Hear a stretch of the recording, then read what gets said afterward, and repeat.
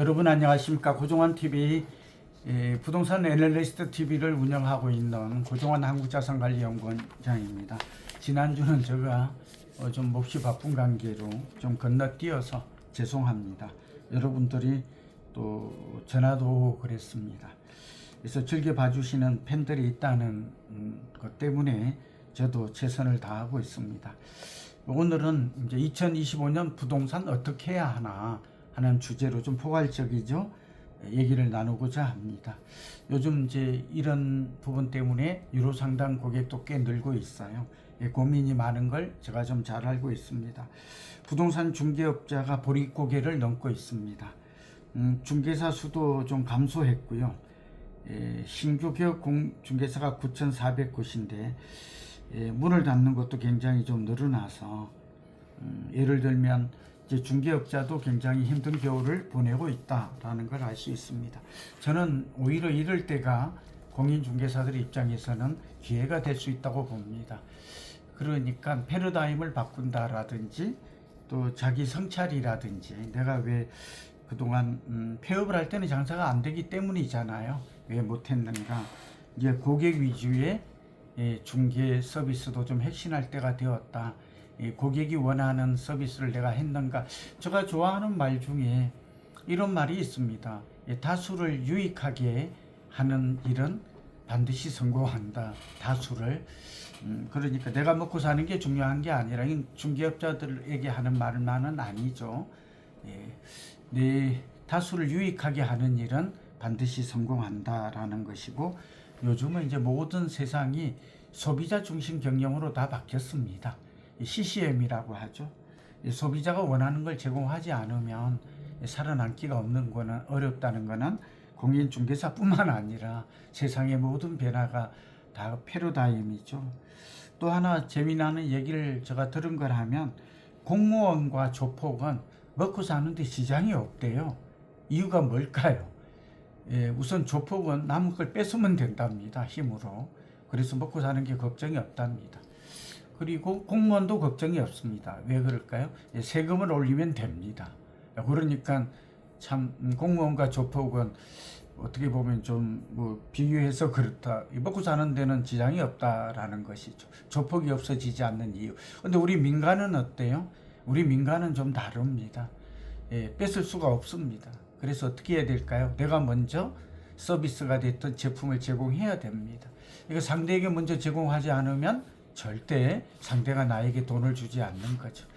그래서 우리 시장에서 일하는 민간 부분이 힘들다는 거 아시는 내용입니다만 뻔한 얘기인데도 제가 이 얘기를 듣고 나니까 참 그렇구나 하고 무릎을 친 적이 있습니다.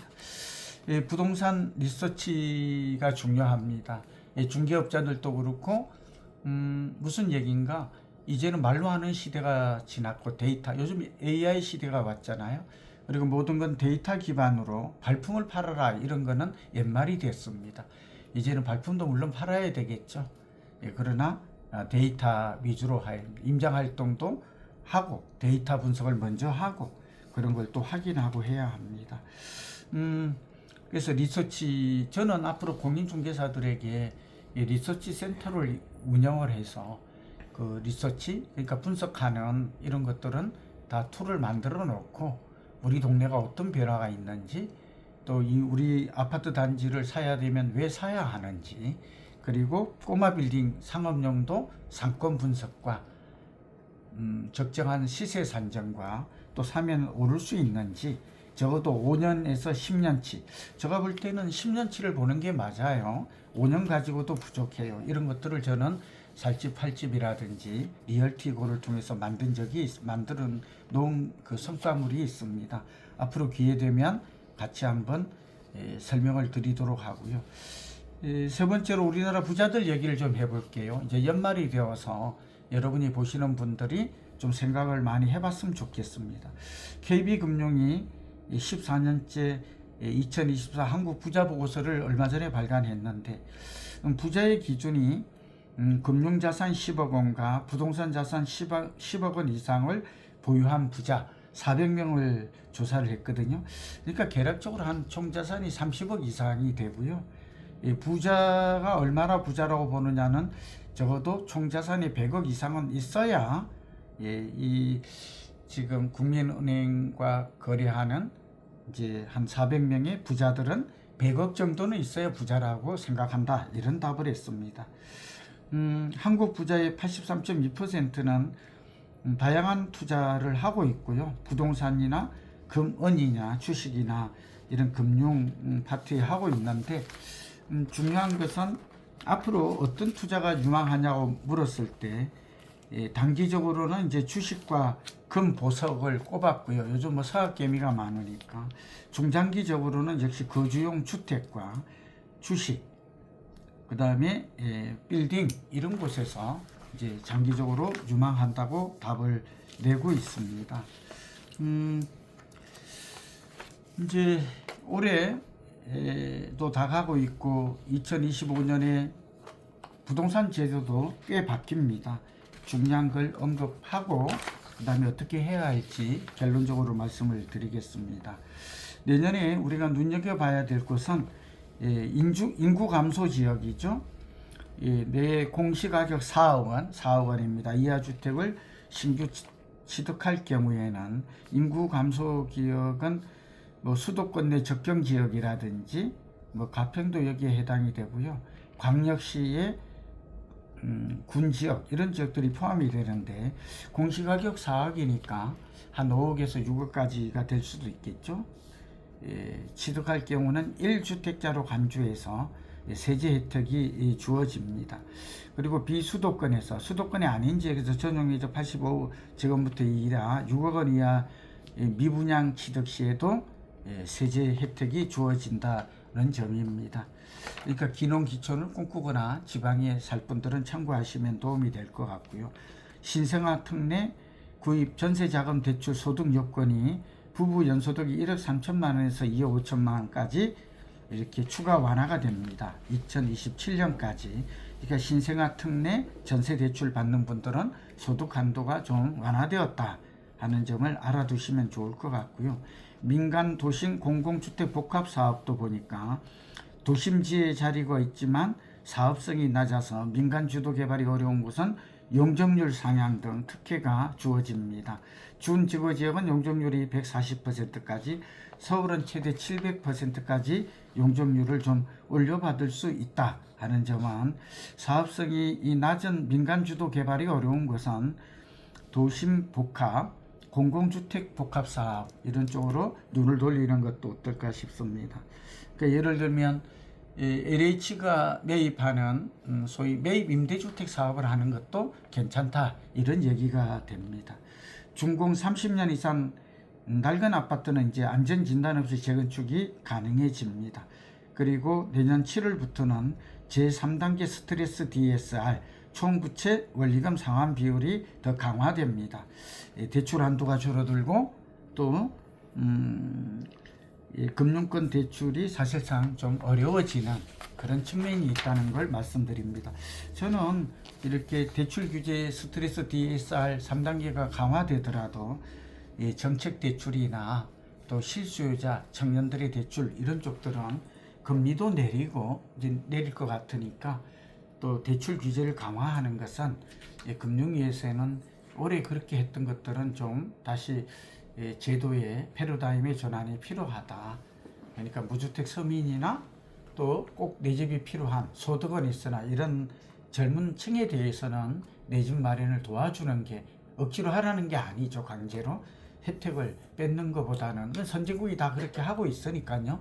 우리도 가계부채도 중요하지만 당장 의식주라고 해서 주택은 필요하니까요. 그럼 이제 내년에 어떻게 해야 할까? 전망에 관해서는 상저하고가 될 것이다. 저를 비롯해서 많은 전문가들이 그렇게 얘기하고 있고, 내년엔 집값이 강남을 제외하고는 강남, 용산, 성수, 우리가 마용성, 강남 이런 데를 제외하고는 집값이 크게 우리가 어렵다 하는 것은 말씀드렸죠. 여의도, 목동도 해당이 되고요. 그래서 내 집 마련하는 분들은 오히려 역발상 내년 상반기에 집을 사는 게 좋겠다. 지방은 내년 하반기부터 입주 물량이 줄어들면 전세 가격이 오르고 또 집값도 이제 좀 뭐 오른다가 아니라 적어도 하락폭이 줄어들고 하락이 멈추면서 이제 이럴 때가 보합이지만 급매물이 존재한다는 거죠. 급매물을 살 수 있다 이렇게 역발상을 하는 게 좋을 것 같아요. 어차피 물가도 내리고 있지 않고 뭐 새 정부가 출범하면 어떻게 될지 모르겠습니다만 금리가 좀 내리더라도 그렇게 많이 내릴 것 같질 않아서 신규 분양이나 또는 급매물이나 신축을 좋아합니다만 신축과 구축가의 가격 차이가 40% 이상 벌어진다면 적어도 50%의 구축도 매입하는 것도 저는 나쁘지 않다. 전세가와 매매가 차이가 적을수록 또는 아파트가 2021년 10월 고점 대비해서 30% 이상 빠지고 그렇죠? 주변에 똑같은 동일 지역에서의 신축보다 50% 이상 가격이 저렴하고 그렇죠? 전세가와 매매가 차이가 적다면 이는 매수 타임으로 삼아도 좋을 것 같습니다. 빌딩 같은 경우에는 이제 글로벌 미국이나 유럽의 빌딩 가격이 아직 회복되고 있지를 않아요. 국내의 뭐 연기금을 비롯해서 해외에 빌딩을 샀던 곳들이 다 아직 어렵거든요. 그래서 내년 하반기 정도에는 풀릴 거다. 이제 이런 예의가 있습니다. 그래서 지금도 보면 발빠른 사람들은 이제 주택이 아니라 또 다주택자 중개가 다시 부활할 수도 있잖아요. 지금 민주당이 되면 그럴 가능성은 좀 더 높아질 거라고 봅니다. 그렇게 본다면 이제 강남이나 또 우리가 강남, 마용성 이렇게 흔히 예를 들고 있고 또 우리가 영등포나 또 청량리 제가 얼마 전에 칼럼 썼습니다만 망우 상봉 지역 이제 광운대 역세권이라든지 몇 군데 천지 개백할 만한 그렇게 새로운 변화가 이제 강북 개조 계획이죠. 또 그리고 강남에도 GTX가 새로 들어서는 곳들 삼성이나 양재 이런 걸 비롯해서 수서도 해당이 되겠죠. 뭐 이런 지역들 또 서울역이나 용산이나 이렇게 GTX 효과가 앞으로 신설 있는 곳들 위주로 꼬마 빌딩을 사는 것도 금리가 내리고 우리 경제가 회복되면 이건 당장 좋아질 게 아니라 뭐 제가 보기엔 임대 수익률이 한 4% 정도 나오고 또 땅값이 오를 만한 신설 역세권 지역 또 재정비 지역 또 호재가 많은 이런 지역들 공실이 없는 곳들은 이제 꼬마 빌딩도 이제 관심을 좀 가질 때가 남들이 안 살 때 사야 아무래도 저렴하게 살 수 있게 내년 상반기까지가 지금부터 되지 않을까. 요즘 이제 유로 상담 많이 옵니다만 이분들도 고민도 그런 거거든요. 그래서 여전히 서울과 수도권, 특히 서울 중에서도 우리가 다 알고 있잖아요. 그런 지역들에 대한 관심은 여전히 내 집 마련. 내년에 전세가 많이 오를 것 같고 2026년에는 입주 물량 부족으로 전세 급등 얘기도 나옵니다. 같은 얘기가 반복됩니다만 이런 여러 가지들을 생각하면 유동성이 지금 4,048조 정도 된다고 말씀드렸죠. 그래서 새 정부가 되면 아마 재정 돈을 많이 또 풀 것 같아요. 안 풀 수가 없죠. 그렇게 되면 결국은 통화 유통량도 좀 늘어나고 이런 돈들이 풀리면 가진 자들은 아까 부자 보고서를 말씀드린 게 그런 거죠. 결국은 금융이나 부동산이나 금은이나 이렇게 대체 투자처로 갈 것입니다. 그런 걸 종합적으로 생각하시면 우리가 어떻게 해야 할지 그리고 공인중개사분들은 저도 협회에 뭐 자문 역할을 하고 있어서 그런데 여기 너무 실망할 게 아니라 뭐든지 뿌린 대로 거둔다. 인과관계가 있다. 지금 중개사가 나쁜 직업이 아니라 꼭 필요한 직업인데 고객이 원하는 그런 서비스를 한다면 우리가 맛집도 있잖아요. 잘 되는 음식점이 있듯이 잘못되는 음식점도 있다. 잘 되는 음식점은 왜 잘 되는가? 예산시장은 왜 저렇게 성공했는가? 이런 것들을 좀 더 심도 있게 생각한다면 답은 어렵지 않게 찾을 수 있고 저도 여러분이 중개사들은 앞으로 저는 부동산 애널리스트가 돼야 됩니다. 중개사의 또 다른 이름은 분석가입니다. 애널리스트가 투자 분석가가 되어야 하고요. 새로운 부동산 신지식인이 되어야 자산관리사가 되어야 하죠. 그렇지 않으면 이제 단순 중개로 워크인 앉아서 오는 손님만 가지고 이제 돈을 벌 수 있고 먹고 사는 시대는 뭐 중개사뿐만 아니라 변호사, 의사도 다 어려운 거는 어렵다고 합니다. 이 세상의 이치를 좀 더 면밀하게 보고 또 미래를 위해서 내가 뭘 바꿔야 할 건지 그런 핵심적인 마인드가 필요하다. 이 투자자도 마찬가지죠. 내가 지금까지 돈을 못 벌었다면 어떻게 해야 될 것인가. 이제 그 소위 선택과 집중, 압축해서 그 공부하는 저의 유튜브 같이 공부하시면 그런 분들은 아마 느끼셨겠지만 큰 도움이 될 것입니다. 오늘 2025년 부동산 어떻게 해야 하나 다소 좀 넓은 주제지만 내용은 상당히 압축되어서 꼭 필요한 말씀을 드렸다고 생각합니다. 부자는 어떻고 또 부동산 시장은 상업용, 주거용 어떻게 될 것이고 새로 바뀌는 제도는 무엇인가 여기에 맞추어서 맞춤형 소비자, 수요자 맞춤형 대응 전략을 좀 짜는 그런 시간을 공부하는 연말 연시가 되었으면 좋겠습니다. 여러분 경청해 주셔서 고맙습니다.